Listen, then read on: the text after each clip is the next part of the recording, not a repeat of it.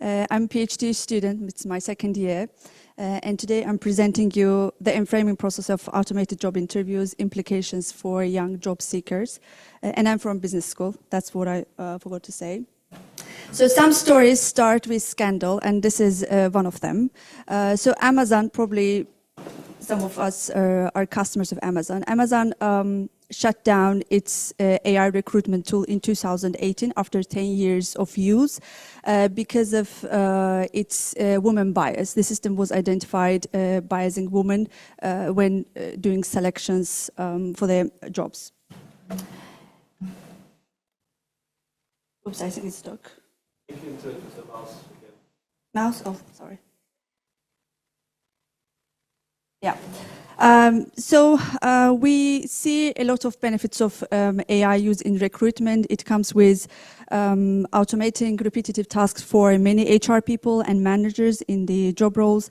It fosters candidate sourcing for us, engages with candidates easily, but at the same time, we have a lot of bias and ethical concerns. As mentioned before, the Amazon is one of the cases. And IBM reported that ethical concerns are increased 23% recently in the recent years. So why we are interested in this actually topic? Our major aim is to explore the candidates' experience, how they experience when they face AI instead of humans during their interview process. Our target group is young job seekers who are fresh graduates, last year students who are about to do their first interviews or start the career research. And we use Heideggerian's concept of enframing, which helps us to understand how technology reveals the candidate's features and fits it to the job roles. And finally, we aim to provide some practical insights for employers, hiring platforms, policymakers who are working in this field. So we have done a qualitative research, conducted 20 semi-structured interviews with young job seekers, fresh graduates, and we aim to add more data that will come soon from one of the hiring platforms, which is about candidates' feedback on their experience. So our main key finding is working this depersonalization spectrum, we call it. So it shows the automation degrees of whole interview stages we have gone through, from face-to-face, video interviews, asynchronous video interviews, and finally AI-led. In the last stage, the decision-making process during the selection, at the end of selection, happens by AI. There is no human revision or human contact with the candidate selection, and we see it at the very entry-level jobs currently. A lot of big corporations experience it. We expect it to scale up to the more higher level jobs. So currently it's happening at the entry level and mostly admin jobs. We are interested in what candidates experience in this depersonalization process of video interviewing. We have done thematic analysis and grouped the themes to 4 themes. So when candidates go and meet the AI or robot interviewing them, they first feel objective, and they actually glorify the technology, thinking that it's more objective, there's no human evaluation, so AI will be more objective and precise basically in the evaluation process. But when gradually they go to the next stages of interview process, candidates report that they start to act more like robots. They attempt to control their behaviors. They don't know what kind of facial expressions to use, whether they have to start to stay still or to smile. But at the end, and they also don't know how the evaluation background of this algorithm is happening. So they turn to stay humans and attempt use fake facial expressions using impression management.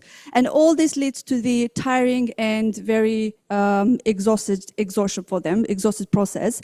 So we have one of the quotes from our participants saying that, in order to adapt to the AI, I made sure that my hands were as still as possible. I maintained deliberate eye contact with the camera of my laptop, and I spoke with a rather monotone tone so that AI can pick up what I'm saying, because the AI searches for keywords. This is just an assumption of the candidate. AI searches for the keywords that the company is looking for interpreting to the algorithm. So we see that there's a lot of control of behaviors, and that's why we are exploring the candidates, what is the candidate's behavior. So our target is not to understand what is the algorithm behind it and how AI evaluates it, but focus on how these young job seekers at all experience the whole process of video interviewing. So thank you for your attention. I think that this is all what I wanted to share with you.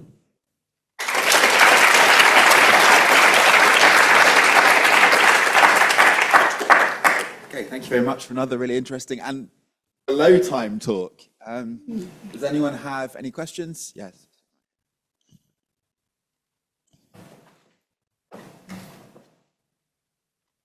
Hello, thanks again for the very nice talk.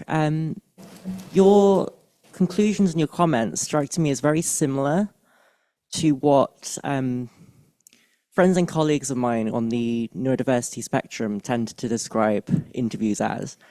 I'm also just thinking like other intersections with like mental health patients as well. So I just wonder if you've got any thoughts or comments about how that might play into this study or in the future. Oh, this one is... So about this, you mentioned about the psychology part. I really don't know about any plans of the psychology side, so I think I will not be able to comment at this stage. So we'll see, because we have less interview data, so only interview 20 basically young candidates. We aim to add more data and to see so what this data analysis basically will bring us. Any more questions?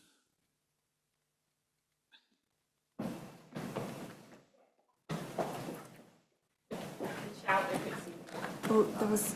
Need to cancel out some biscuits. Was you? Was you? No? Thank you. That was really interesting. Are these candidates getting the jobs? No. Some of them, yes, they got the job, even it was their first experience. But some felt really frustrated when they couldn't, and they blamed AI for that. What did they think when they did get the job? Was it sort of... Yeah, I'm guessing it kind of, like, as you're saying, affected how they... Yeah, that's really, it's just interesting. And like, yeah, I'm guessing, are there people that are becoming very skilled at AI job interviews? Is that going to be a market soon where we'll have agencies that will upskill you in how to convince the AI to give you a job? Yeah, there are a lot of concerns about in terms of agencies, especially recruiting, if you mention recruiting agencies, so what they will do in future if AI will do the whole work for them.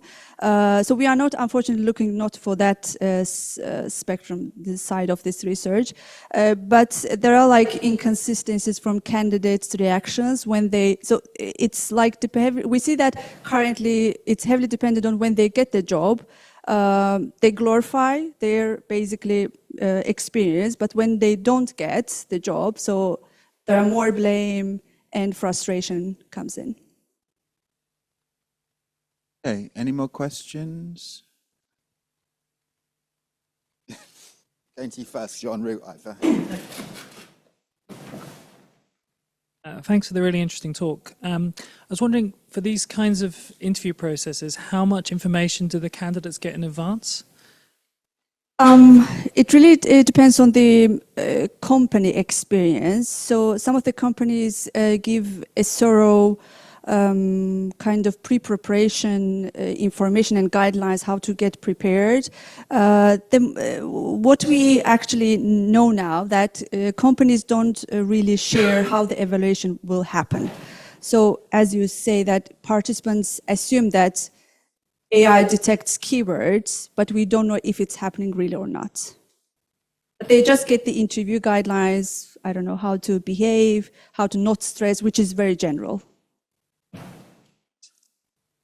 So just en route to the next person, is there currently no kind of legal obligation for companies to disclose that they're going to use AI during the recruitment process? This is also the part that we are not including, but in terms of practice side, if I'm not mistaken, we don't have anything in UK, but there are some countries that they have certain legal, basically laws that makes companies to use this. Interesting. Thank you. I think there's one more question just here. Yeah, I was just thinking that I read an article recently about how AI is changing the job market. It wasn't really focused on this. It was more on how part of the problem is that candidates use AI now to generate all of their materials, and it's much easier for them to write what they have to write by using ChatGPT. So they apply for many more jobs. So everyone is inundated. All the companies are inundated with applications that were all written by ChatGPT. So it strikes me that if the candidates are writing with ChatGPT, but the companies are also using AI to evaluate it, it's some sort of horrendous negative feedback loop. But I'm wondering if you're looking at that at all. Totally agree with you. As an HR person, I at the same time work in the industry. Can I name some companies which is everybody know? So? Yeah, I mean, you are being recorded. I think I'm not totally sure the policies on that. You should ask Alex, but okay, I will not name. Some companies actually apply in practice in this background. We have, like Turnitin, we detect the plagiarism. So basically these most advanced versions can detect if the speech was generated by AI or not. So, yeah. One-sided. Yes. always one-sided in the handbook. Ask Marx. Thank you very much. If you have another round of applause for Zeynab.